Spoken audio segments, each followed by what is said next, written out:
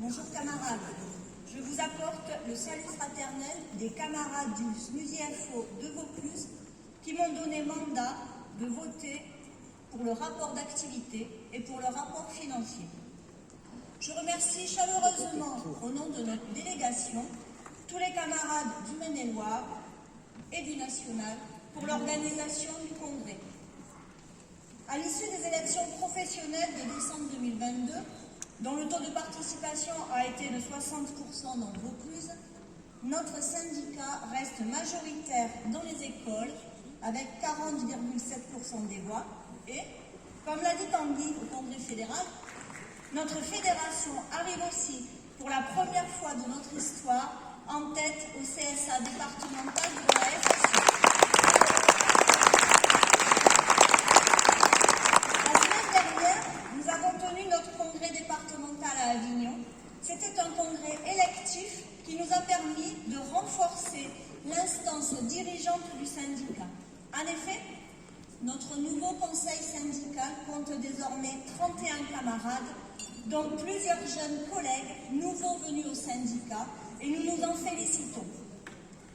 Comme l'a indiqué Tanguy dans son intervention au Congrès fédéral, nous avons besoin d'une plus grande élaboration d'un matériel spécifique, régulier, en direction de nos collègues stagiaires et débutants.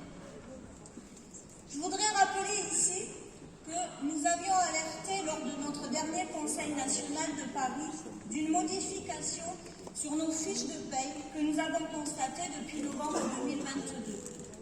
Le temps de travail, indiqué jusqu'alors de plus en 20 heures mensuelles, a été remplacé par 151,67 heures. Faites le compte. Alors, on est donc maintenant aux 1607 heures, comme nos collègues du second degré. Nous avions demandé que notre syndicat national étudie la légalité de ce changement du temps de travail pour, si possible, le contester en justice. Nous renouvelons donc cette demande aujourd'hui. Par ailleurs, dans notre département, les résultats du mouvement intradépartemental sont parus mercredi dernier. Dans de nombreux posts sur les réseaux sociaux, les collègues montraient leur impatience et leur inquiétude de savoir qui arrivait sur le poste de direction ou sur les postes d'adjoint dans les pays. Nous avons donc, cette année encore, écrit à la DAZEN de Vaucluse pour lui demander de publier les résultats du mouvement dans l'intérêt du bon fonctionnement des écoles autant que des personnels. Le secrétaire général nous a répondu très laconiquement, j'ouvre les guillemets, « Bonjour, sauf erreur de ma part, ce document n'est plus publié depuis la LTFP. » Si en effet la loi du SOCT a totalement dessaisi les CAPD et les élus du personnel de leurs prérogatives, notamment sur toutes les opérations du mouvement, nous persistons toujours et encore à exiger les informations et à rendre compte aux collègues en poursuivant inlassablement la campagne pour le rétablissement de toutes les prérogatives des CAPD et de nos élus. Nous souhaitons que notre congrès réaffirme cette exigence, bien sûr, mais aussi que nous mettions tout en œuvre pour obtenir communication des résultats des mutations. Nous sommes également, comme partout j'imagine, confrontés à la limitation drastique du droit de chaque collègue à travailler à temps partiel pour de sordides raisons d'économie budgétaire.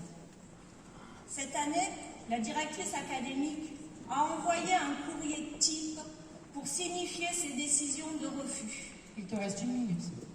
Nous lui avons donc écrit pour contester le bien-fondé réglementaire de son courrier et demander en conséquence que tous les temps partiels soient accordés du fait de la non-motivation des refus.